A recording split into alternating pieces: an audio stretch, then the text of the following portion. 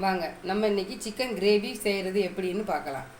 150 gram வெங்காயம், 2 தக்காளி, இஞ்சி பூண்டு பேஸ்ட்டு, சிக்கன் பொடி, வத்தல் பொடி, உப்பு, தேவையான அளவு கறி. எண்ணெயை சூடு பண்ணிக்கிட்டு பெருஞ்சீரகம் பொரிஞ்ச உடனே நம்மளுடைய வெங்காயத்தை போட்டு வதக்கிடுங்க. வெங்காயம் நல்லா பொன்னிறமாக வதங்கின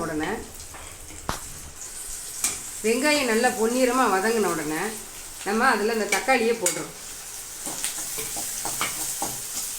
தக்காளி அதே மாதிரி கொஞ்சம் கண்ணுக்கு தெரியாத அளவுக்கு மசிஞ்சு வரணும். நல்லா வெங்காயமும் தக்காளியும் நல்லா கண்ணுக்கே தெரியாத அளவுக்கு நல்லா இன்னும் கொஞ்சம் நல்லா மசியணும்.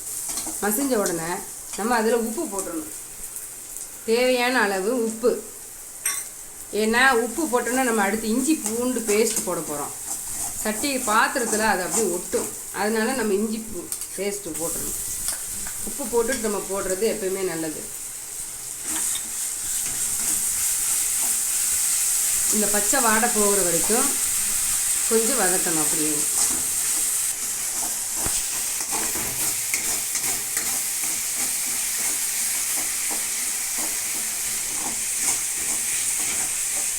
இந்த மாதிரி நல்லா வதங்கி சுருண்டு வந்துருச்சு. எண்ணெய் பிரிய ஆரம்பிச்சிருச்சு. குழம்பு பொறுத்த வரைக்கும் நம்ம எப்போ ஊற்றின எண்ணெய் பிரிஞ்சு மேலே வருதோ அப்போ அந்த காய்கறியோ அந்த வெங்காயம் தக்காளி எதுனாலும் நல்லா வதங்க ஆரம்பிச்சிச்சுன்னு அர்த்தம். இப்போ இந்த நேரத்தில் நம்ம எடுத்து வச்சுருக்க சிக்கன் பொடியும் மிளகாய் பொடியும் கொஞ்சம் கலந்து போட்டுடுறோம்.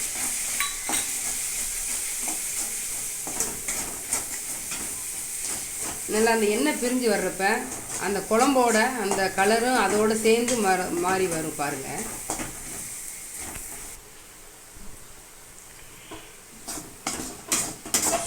இந்த மாதிரி அந்த கிரேவிக்குரிய அந்த எண்ணெய் லைட்டாக பிரிஞ்சு வெளியே சுற்றி ஆரம்பிக்குது பாருங்கள்.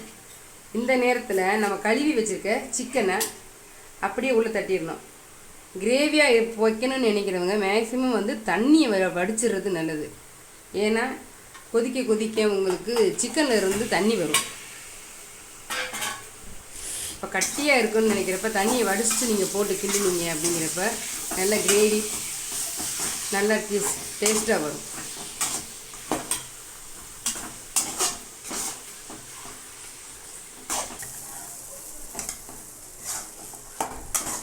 நம்ம தண்ணி எதுவுமே ஊற்றாமல் நம்ம அந்த கறியை போட்டு அந்த மசாலாவில் அப்படியே நம்ம பெரட்டி எடுக்கிறப்ப கறி அப்படியே ஒன்று கூடி வரும்.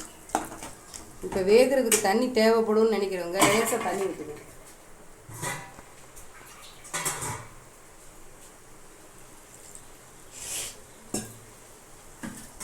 தண்ணி அதிகமாக ஊற்றக்கூடாது. ஏன்னா வேக தண்ணி இன்னும் உங்களுக்கு அதிகமாக கொடுத்துக்கிட்டே வரும். நான் இப்போ ஒரு 50 ml மட்டும் தண்ணி ஊற்றிருக்கேன்.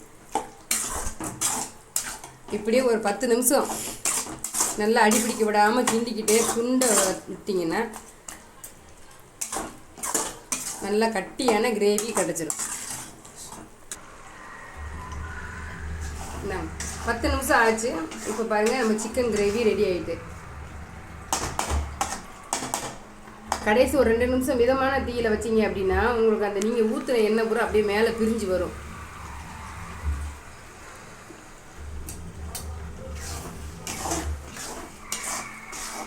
இந்த சிக்கன் கிரேவி வைக்கிறதுக்கு எனக்கு 16 நிமிஷம் ஆச்சுங்க.